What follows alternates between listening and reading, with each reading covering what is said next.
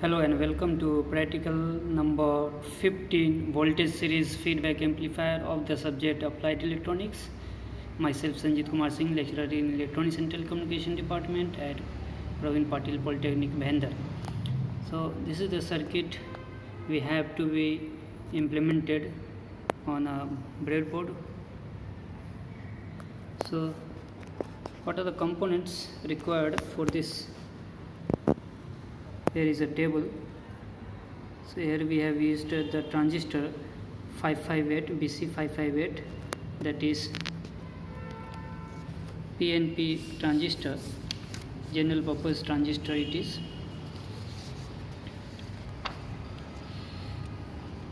Now voltage series feedback amplifier,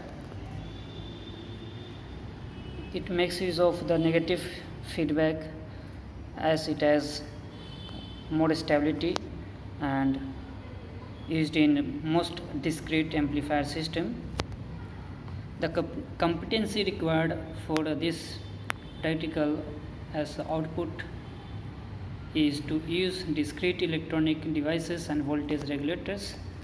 Relevant course outcome expected is BJT as feedback amplifier, and practical outcome that we see is to use transistor to build or test voltage series feedback amplifier parameters with and without feedback. So when any increase in the output signal will result into input signal to increase, that is negatively fed or fed in opposition to the input, and hence the input decreases and therefore output is decreased in negative feedback amplifier. That is a major drawback for the voltage series feedback amplifier. So here we have the reduced gain, but noise and distortions are reduced considerably, and moreover, since the feedback circuit is connected in parallel with the output, so output impedance is reduced, whereas the feedback circuit is in series with the input, therefore here the input impedance is increased.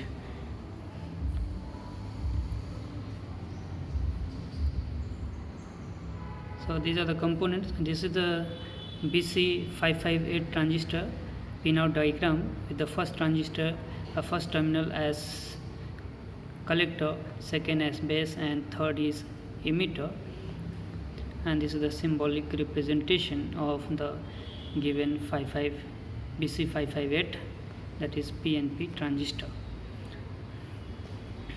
The output we will see is, this is the input, say 40 millivolt peak to peak is given, and output we are getting, that is there is a phase reversal, and this is the plot on the graph. So for the mid frequency range we have a constant output, and for the lower frequency and upper higher frequency there is a roll off due to the losses of the reactance, capacitive reactance increasing. So here is the observation table. So here you can see we have given the input voltage 50 millivolt, and for the different frequency signal of 40 millivolt we are observing the output on a CRO, and that too with feedback and without feedback. So for without feedback, what we are doing is we are taking out, removing the capacitor, feedback capacitor, bypass capacitor, emitter bypass capacitor here, and noting down the output.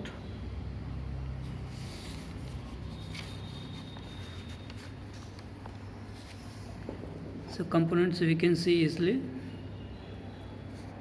R1, R2, R1 is 33 kilo ohm, R2 is 3.3 kilo ohm, here RC is 1.5 kilo ohm, and there is a constant value 33 kilo ohm emitter resistor, and there is another of 330 ohm with bypass capacitor of 10 microfarad, and input and output coupling capacitor of 10 microfarad each with a load 1 kilo ohm. So same circuit we have implemented. Here is the BC558, and this is the input coupling capacitor, output coupling capacitor. This is RC, this is R1, then R2 here, down here, and these two are the emitter resistors. This is of 330 and this is of 33 kilo ohm. 10 microfarad bypass capacitor, bypassing only the lower resistor 330 ohms, and here is the load resistor of 1 kilo ohm, and we are taking the output across load, and input is given at the base of the transistor through this input coupling capacitor. So this input is generated from the function generator, and the supply VCC supply is set at 12 volt. So here we can see this is right now 99, that is near about 100 hertz. So at 100 hertz the input is in two divisions and one division is of 20, so 40 millivolt peak to peak. See the knob, this knob is at 20 millivolt and the second one is also at 20 millivolt.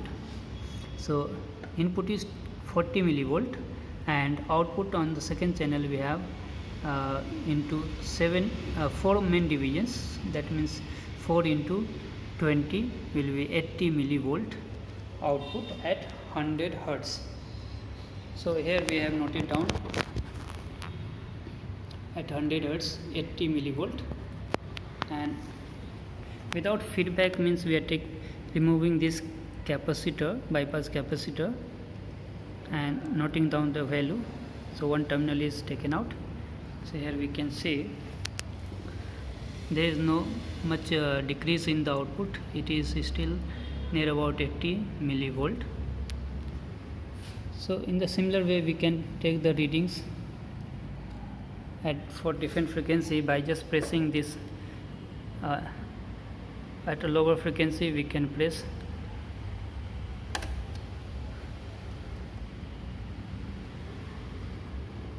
so it is giving lesser output. Then this is at 100 hertz.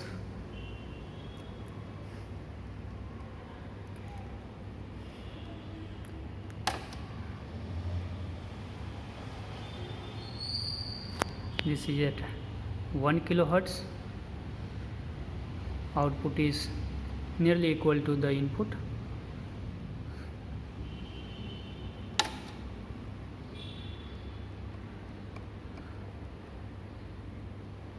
Here this is at nearly 10 kilohertz.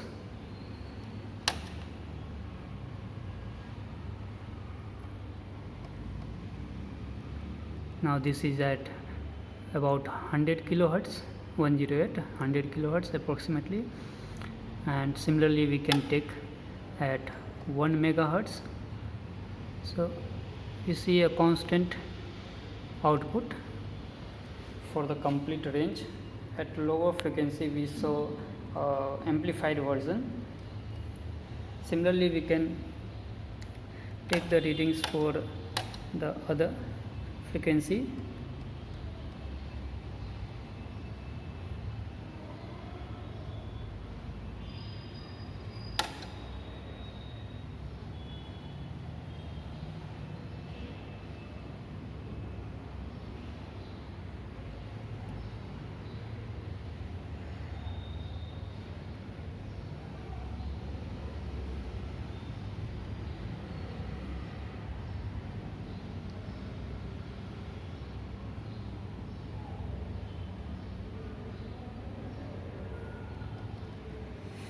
Now this is at 50 hertz.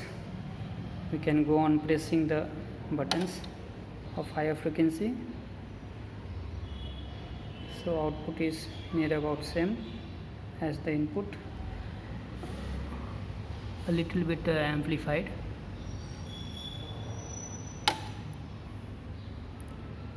then this is at 5 kilohertz,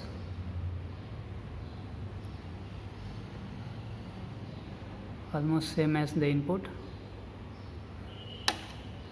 Then this is at 50 kilohertz, 54 kilohertz, and here it is at 533 kilohertz. So in this way we are taking the readings, and for plotting the graph we will calculate the gain. Gain is calculated as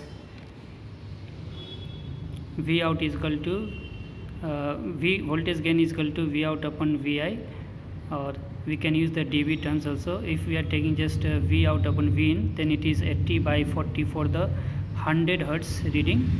80 millivolt is the output and input is 40 millivolt. So the gain could be directly 2, and in terms of dB it is 6.02 dB. Similarly we can calculate for rest of the readings without feedback, with feedback and without feedback for the different frequency at 40 millivolt input. And bandwidth, for calculating the bandwidth will be similar to what we see of certain kilohertz. A similar reading is taken, and there is a semi-log graph paper to be drawn. So here we will plotting along x-axis we will taking the frequency, and along y-axis we take the gain in dB, and the plot will be coming something like this, and there we are taking 3 dB down. This will be the bandwidth.